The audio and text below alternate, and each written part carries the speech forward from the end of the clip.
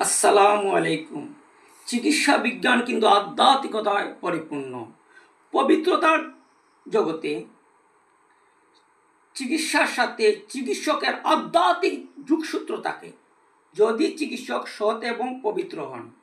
আমার sir doctor Monirul ইসলাম সোহাগ স্যারের উপদেশ আছিল, তুমি পবিত্র থাকবা সর্বদাই।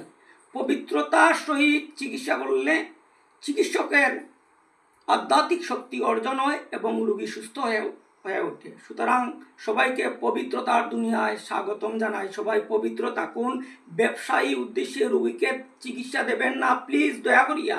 আপনারা যেভাবে চাল চালছেন, যে চিকিৎসার নামে মানুষকে শোষণ করছেন, গরিব দুঃখী ধনী কিছুই বুঝেন না, শুধু ভর্তি করে দেন টেস্ট ছাড়া, যেটা প্রয়োজন নাই।